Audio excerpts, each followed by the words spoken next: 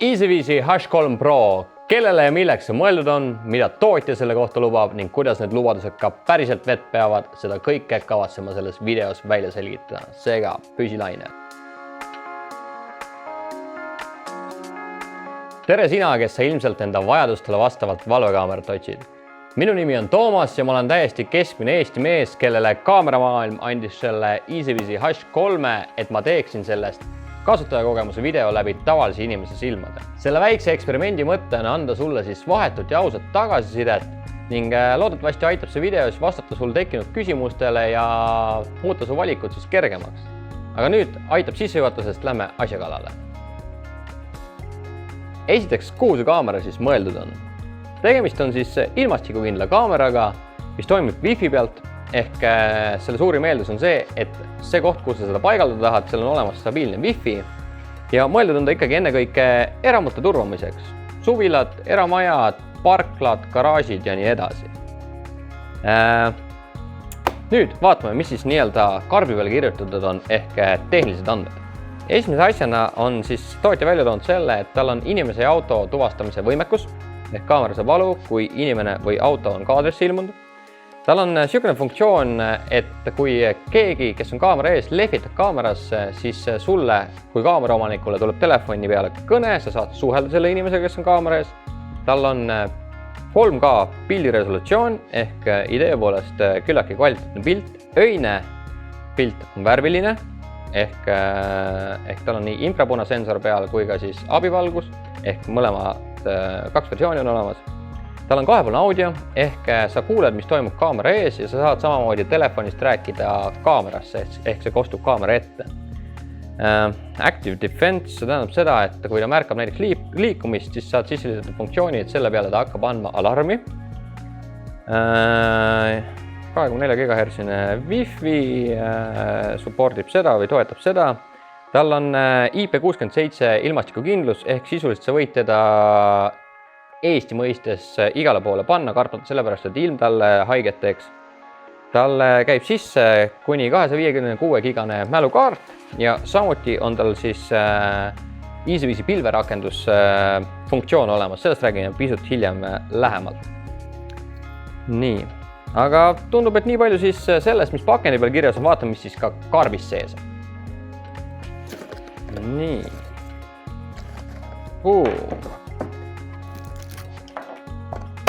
Boom!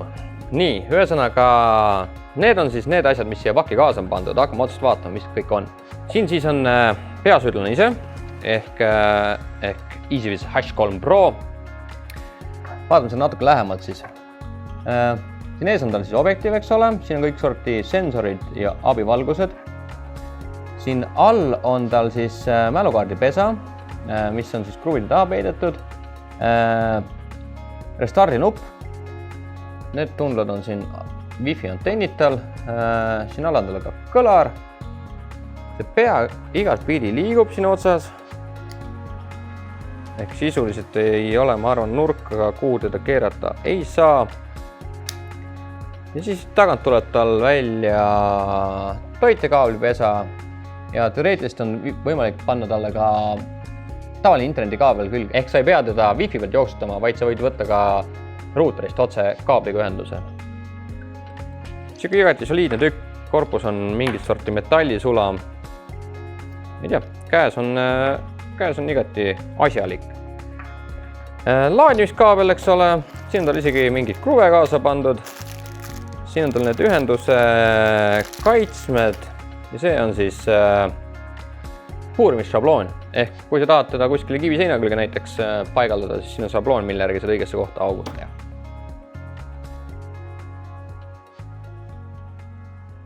Esimese asjana ma panen talle sisse mälukaardi, ehk sul on kruvikat vaja, millega see pesa lahti keerata.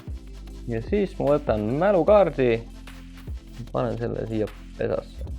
Klõpsuga niimoodi kinni, panen korpuse peal tagasi. Nii, nüüd on mälukaart sees, nüüd ühendame ta vooluvõrku.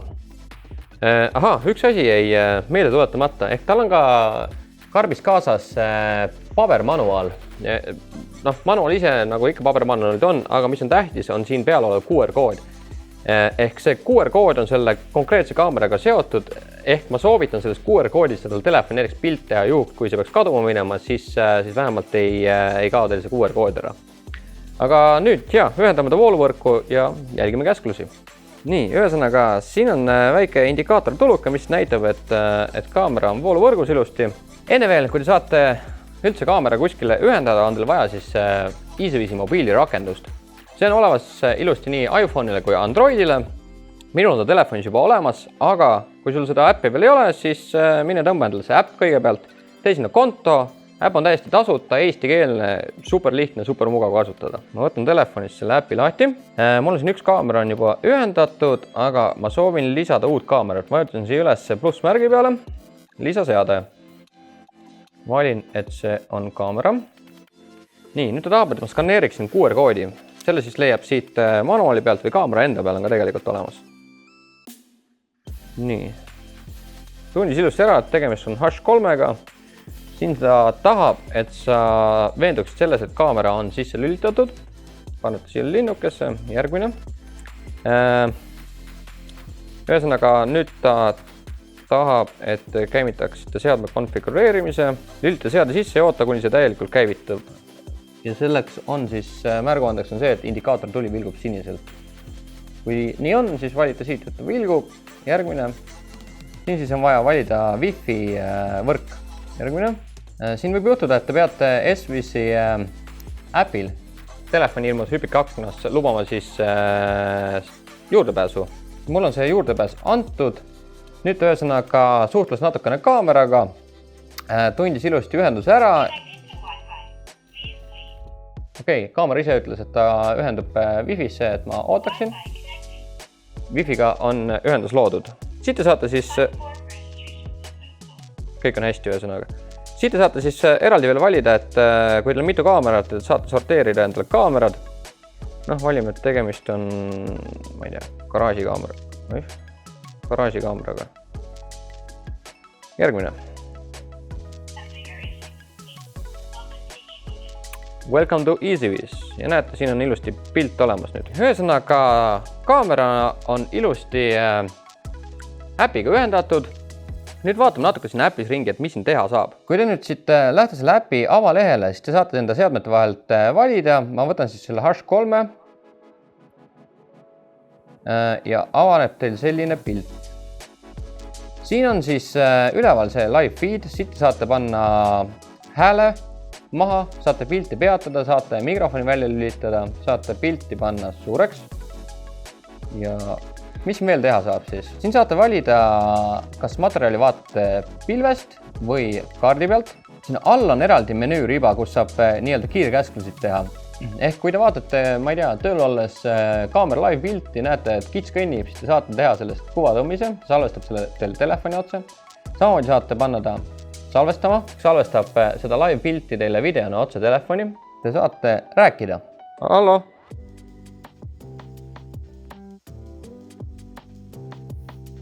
Okei, kuskilt on mingi linnuk.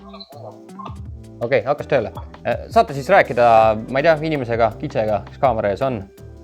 Määratluse all saate valida, mis kvaliteedis piltide salvestab. Ehk praegu nii-öelda automaatseadetes on ta Quad HD peal, ehk see peaks olema 3K resolutsioon siis. Saate ka kvaliteeti maha võtta juhuks, kui Wi-Fi ühendus on kehv või mingi muu põhjus selleks. Siis saab panna tööle alarmi. Katsetame.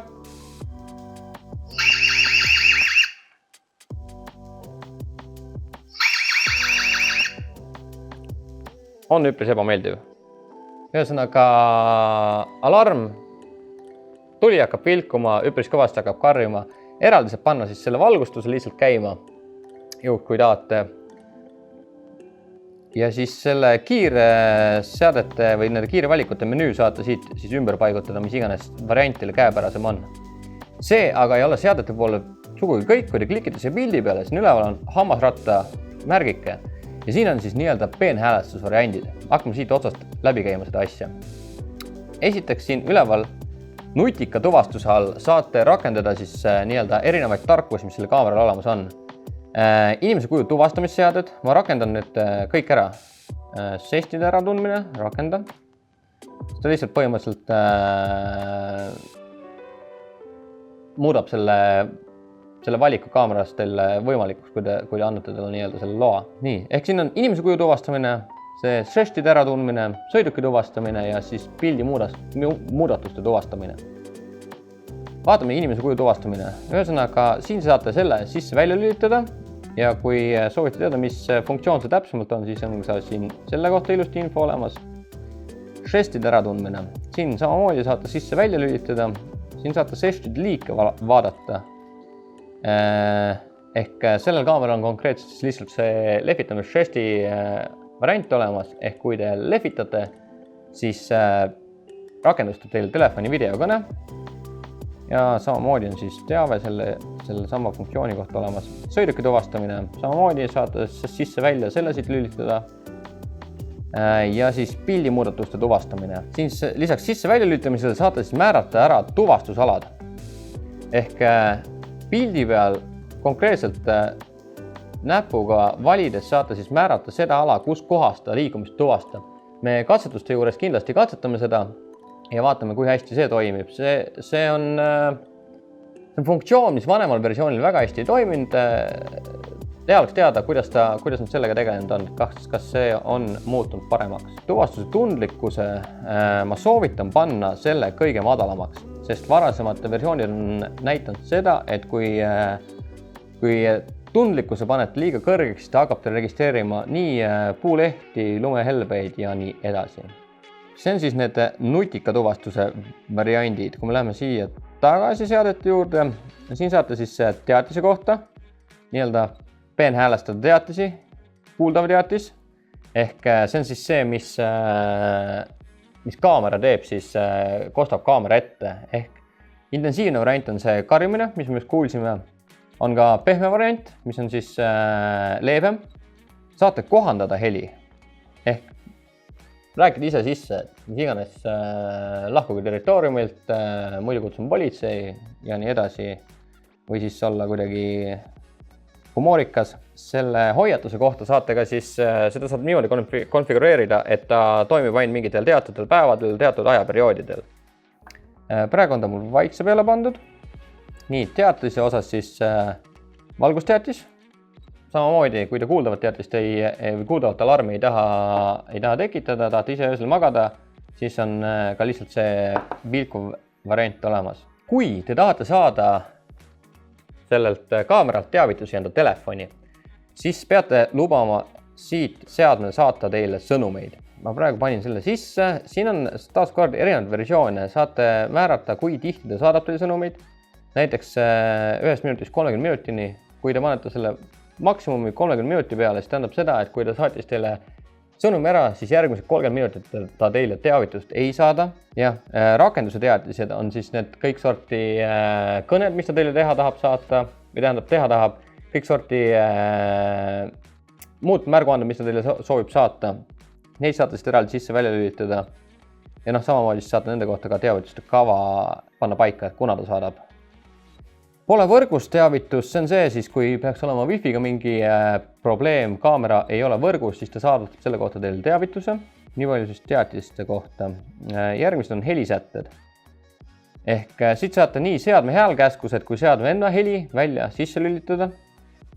Pildiseadete alt. Nutikas märgistamisboks peaks olema see funktsioon, kui see on sisse lülitatud, siis selle objekti ümber pildi peal ruudu, kus ta mille liikumist ta tuvastab, siis te ei pea hakkama otsima, et kuskil kundil mingi jänes jooksis, ehk miks see kaamera on hakanud teile salvestama või miks see kaamera on hakanud teile teateid saatma. Siis on siin erinevad öise nägemise režiimid, nendest me katsetuste juures räägime ka täpsemalt. Siin on värviline öine nägemine, mis tähendab seda, et tal tegelikult põleb abivalgus, füüsiline valge valgus on näha.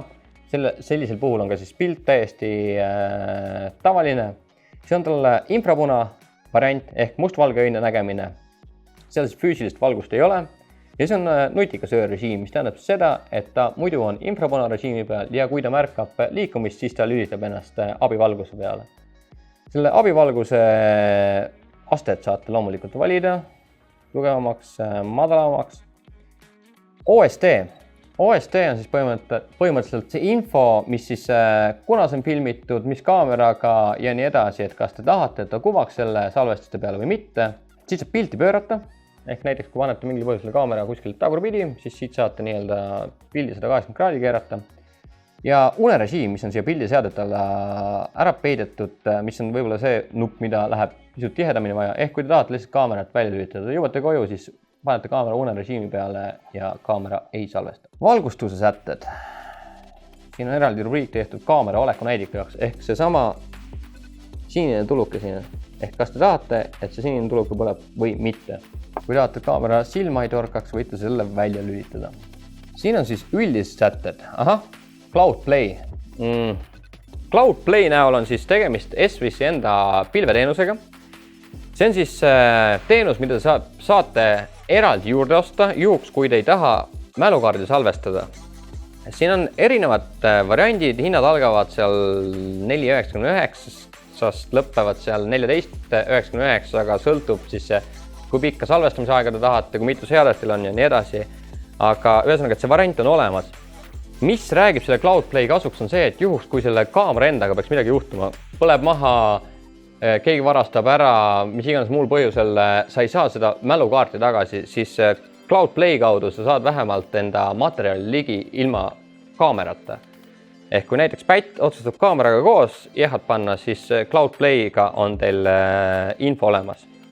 Aga jah, et ühesõnaga siit saab kogu seda tellimust siis manageerida, kas ja mis varianti te tahate. Kirjete loend. Siin siis saategi valida seda, et kas ta salvestab pilve, kas ta salvestab mälukaarti ja siin on ka variant see, et kas ta salvestab kogu päeva. Ehk kui te tahate, te teate mingil põhjusel, et teil on vaja kogu päev, et kaamera filmiks kõik üles, saate siit selle sisse lülitada. Nii, mis siin veel on? Turbesätted. Ühesõnaga video krüptimine. Ma soovitan see sees hoida. Ehk siis nii on videod krüpteeritud, neile isegi mälukaarti, isegi kui see mälukaardi keegi arvutisse paneb ja üritab materjali kätte saada, siis see ei õnnestu. Siit saab muuta krüpteerimise võtit. Seda ma samuti väga lihtsakäeliselt teha ja soovitas. See tähendab ka seda, et see QR-kood, mis teil alguses kaasas on, see enam selle kaameraga ei toimi. Ehk kui teil ei ole väga head põhjust selleks, siis ma ei soovita seda krüpteerimise võtit muuta. Kohandage privaatsusala. Aha.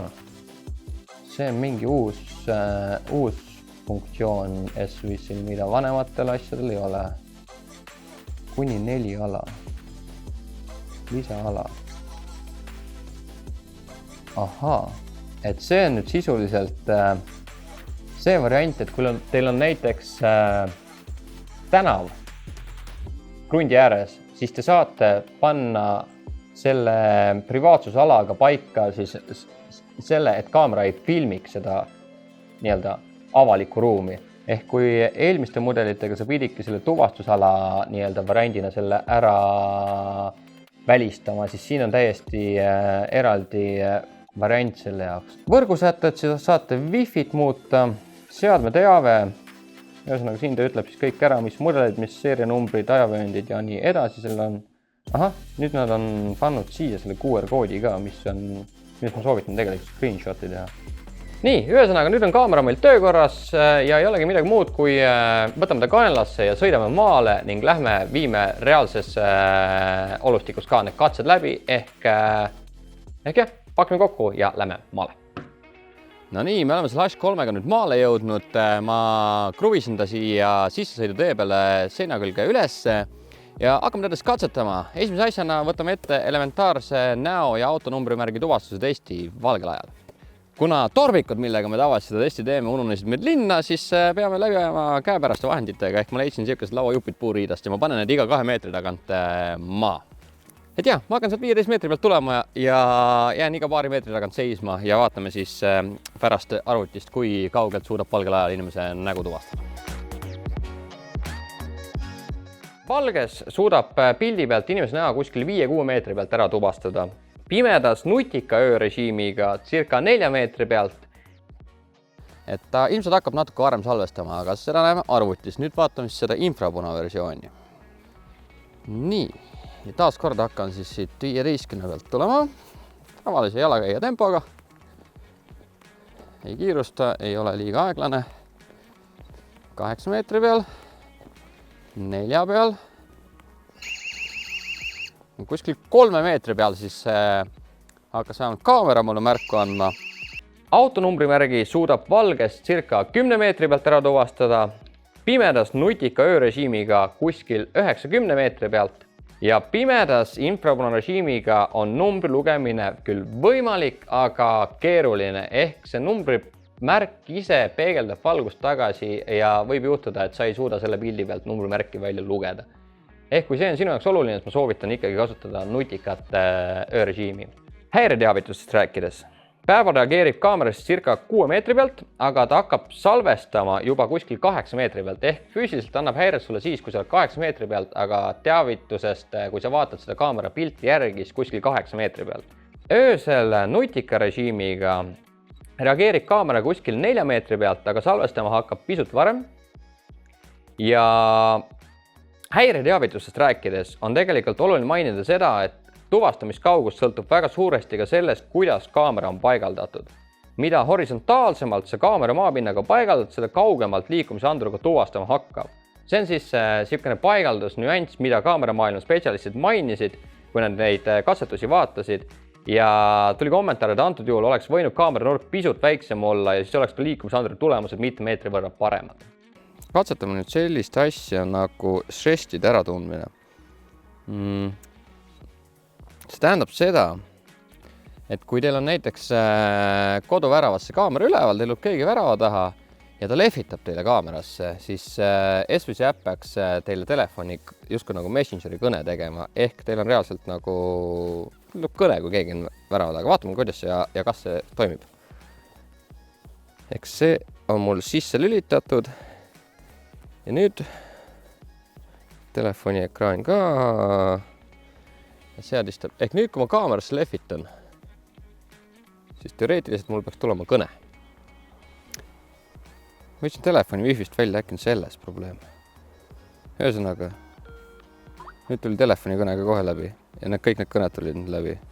Esimese hooga ma julgeks öelda seda, et internetiühendus ilmselt peab nii mobiilioperaatoril kui wifi masinal hea olema, et see toimib, aga kui me toas seda asja lihtsalt seda kaamerat näppisin, siis ta hakkas mulle suhteliselt automaatselt helistama küll tegelikult. Üks asi, mida ma siin veel katsetada tahan, on see, et siin idee poolest saab valida seda ala, kus kohast seda pildi muutust tuvastab, ehk näiteks kui su kodukrunt piirnub naabrikrundiga ja sa ei taha, et ta naabrikrundi peal tegevust tuvastaks, siis saad justkui määratleda selle ala, kus kohast seda häiret siis nagu andma hakkab. Ja katsetamegi siin nüüd nagu proovime siis ära markeerida justkui selle sissesõidu tee. See tähendab justkui seda, et kui sissesõidu tee peal toimub liikumine, siis ta peaks andma häiret ja kui ma siis sellest märgitud alast väljaspool liigun, siis ta ei tohiks häiret anda ja salvestama hakata. Vaatame, paneme selle võimaluse peale ja katsetame. Tuvastus ära. Ma ei tea, ma ütleks, et see töötab. Nii, järgmisena teeme nii, nagu me päeval tegime, määrame talle siis selle ala, kus kohas ta võib tuvastada ja vaatame siis, kas me saame öösel ka selle asja toimima. Ja nüüd liigun siis nii-öelda selle ala poole ja opa, ilusti selle ääretee, tee ääre piirist, kus ma ka selle ala ära märkisin, siit ta filmima hakkab. Ehk ma selle funktsiooni üle suhteliselt rahul, et nad on selle saanud korralikult tööle. Nii, katsetused tehtud. Mis katsetuste puhul on oluline fakt, mida mainida, on see, et valge lumine taust ei ole tegelikult kaamerapildi nii-öelda mõõtmiseks kõige ideaalsem keskkond, sest kaameral on raske valgel taustal valgeid esemeid eristada. Aga ma loodan, et ikkagi saite nii-öelda pildi silme ette, kui võimekas ja mis funktsioonidega see kaamera reaalelus siis on. Räägime natuke plussidest ja miinustest. Suurimaks plussiks oli minu arvates see, et kui selle kaamera näol on tegemist nii-öelda SVC vana versiooni C3V Pro uuema generatsiooni kaameraga, siis võrreldes selle vanema kaameraga on nad selle liikumisala tuvastamise nii-öelda korda teinud. Ehk see reaalselt toimibki nii, nagu ta toimima peaks. Sa määrad selle kaamera pildi peal ala ära ja ta hakkabki just täpselt nendes piirides salvestama. Ehk see on minu arust esimene suurim pluss. teine suur kvaliteeti uuendus minu arust heli ehk mikrofon on talle parem. Ja kolmas suur pluss, mis S5-l jätkuvalt on tema lihtne ja mugav äpp, eestikeelne ja täiesti arusaadav. Nii, aga kus on pluss, on ka miinuseid. Räägime siis nendest funktsioonidest, mis minu arvates vajaksid natuke parandamist. Suurim miinus on jätkuvalt liikumise anduri tundlikkus. Ehk ta on ülitundlik, mis tähendab seda, et ta võib salvestada lumehelveste liikumist, puuokste liikumist ja nii edasi. Siiski pole aga asi nagu nii katastroofiline, et ma sellepärast selle kaamera ostmata jätaks, sest selle raha eest see mõned ekstra teavitused päeva jooksul saada, ma arvan, et ei ole suur probleem. Teine asi, mis ma tähele panin, on see, et kuna ta salvestab 3K piltis, siis ka andmemaht on suurem, mida ta kasutab, ehk Wi-Fi, millest seda on ühendatud, peab olema pisut kvaliteetsem kui selle vanema generatsiooni kaameral.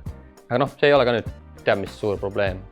Üks oluline asi, mis on vaja selle 3K-ga veel ära mainida, on see, et kui te üritate seda 3K pilti siis vaadata, siis veenduge, et see seade, millest te seda vaatate, toetab ka 3K formaati, ehk te saate tavalise Full HD arvutiekraani pealt seda pilti küll vaadata, aga ta siis ei ole see maksimum kvaliteet, millena salvestab. Lõpetuseks, ma loodan, et see väike kasutajakogemus video läbi tavainimese silmade andis su küsimustele vastused ning aitas sul otsustamist lihtsamaks muuta. Juhul, kui sa leiad, et seesama kaamera on just see, mis sulle sobib, siis video alt leiad lingi meie veebipoodi, kus saad siis selle turvaliselt endale sobivasse pakiautomaati tellida. Mina tänan tähelepanu eest ja mõnusat ning turvalist tegutsemist.